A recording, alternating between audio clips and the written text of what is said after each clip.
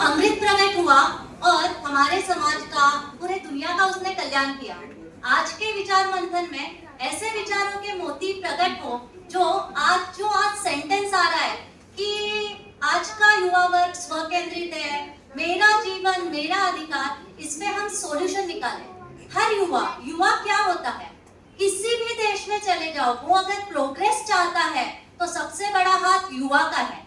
आज का युवा टेक्नो एडवांस है। आज का युवा दबना नहीं चाहता, गलत चीज सहन नहीं करना चाहता।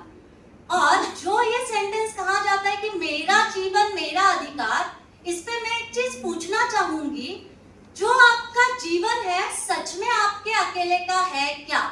जो जीवन आपको मिला है आपके पैदा होने के 9 महीने पहले से, उसमें आपके माँ का पूरा तकलीफ उसने सही, खुद गीले में सो के आपको सूखे में सुलाया।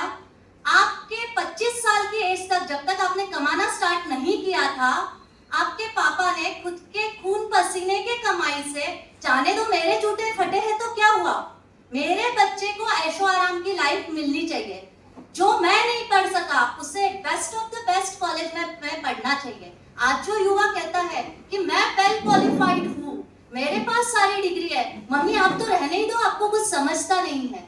अरे लेकिन जिसे समझता नहीं, आपको वो चीज समझने की ताकत जिसने दी है, उसके प्रति आपकी कुछ जिम्मेदारियां होगी।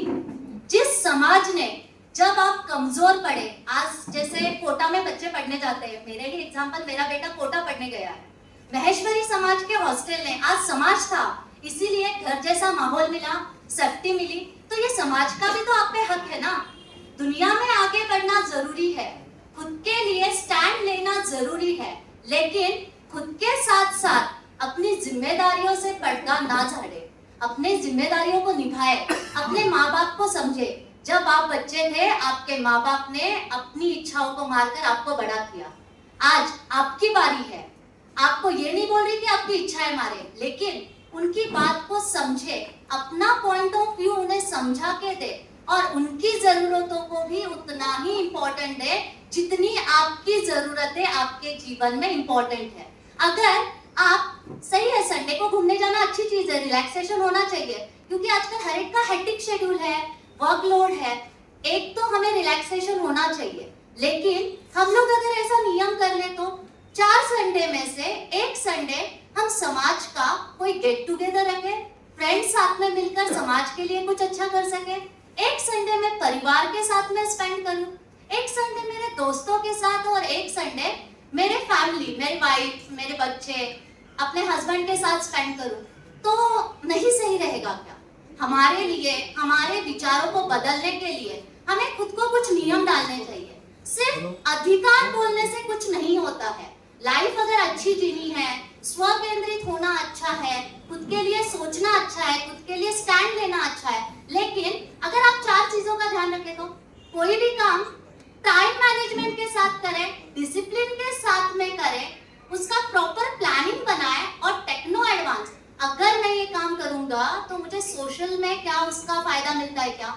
ठीक है, आप मीडिया को रील्स के लिए नाम रखते हैं, मीडिया अच्छा नहीं है, लेकिन वही मीडिया आपके बच्चों को अनअकैडमी जैसे वीडियोस है, फिजिक्स वाला जैसे वीडियो, मैं किसी कंपनी को प्रमोट नहीं कर रही, लेकिन आपके बच्चों को पढ़ाता भी तो है। तो हम पे टोटली डिपेंड है कि हम उस चीज को पॉजिटिवली लेते हैं या निगेटिवली लेते हैं। मेरा जीवन मेरा अधिकार बाद में है, पहले मेरा जीवन मेरे परिवार का और समाज का है। जब ये जीवन मैं परिवार और समाज के लिए खर्च करूंगी, तब मेरी ग्रोथ ऑटोमेटिक होगी, क्योंकि जिनके लिए हम खुशियां मनाते हैं तभी हम खुश होते हैं। घर वाले दुखी है और मैं खुश हूँ, ऐसा हो नहीं सकता। कोई भी युवा ये नहीं चाहता कि मेरी मम्मी रोए और मैं सिर्फ मदर्स डे के दिन सेल्फी निकाल के आई लव यू मम्मा डाल। ये सब आता कहाँ से? आप जो बच्चों को हम आज दोष दे रहे हैं कि हाँ सिर्फ मदर्स डे के दिन मम्मा याद आती है, आड़े दिन नहीं आती। जब वो छोटे थे, जब आपके बच्चे 5 साल से छोटे होते हैं, तब तक आप उन्हें संस्कार सिखा सकते हैं क्या है क्या नहीं। तब अगर वो कोई स्कूल की प्रॉब्लम आपके सामने रखते थे तो नॉर्मली 80% मदर्स ने यही बोला होगा, तुझे दूसरों से क्या लेना देना, तू तेरा देख। सिर्फ खुद के बारे में सोचना उसे सिखाया किसने? बाकी की पंचायतें मत कर, खुद का काम में ध्यान दे। ये सब चीजें हम ही ने तो उन्होंने सिखाई।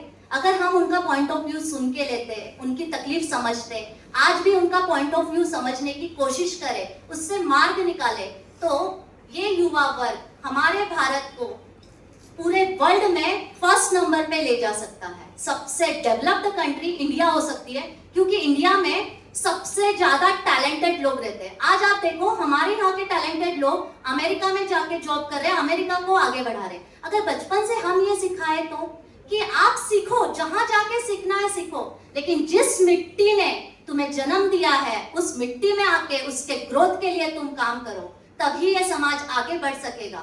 हमें हमारे बच्चों को सिखाना है कि परिवार से दूर लेके कभी खुशी नहीं होती। ठीक है, यहाँ पे उतनी ग्रोथ की आपको चांस नहीं है, आप बाहर जाओ, सीख के आओ, वहां की टेक्नोलॉजी इचलकरंजी में लाओ।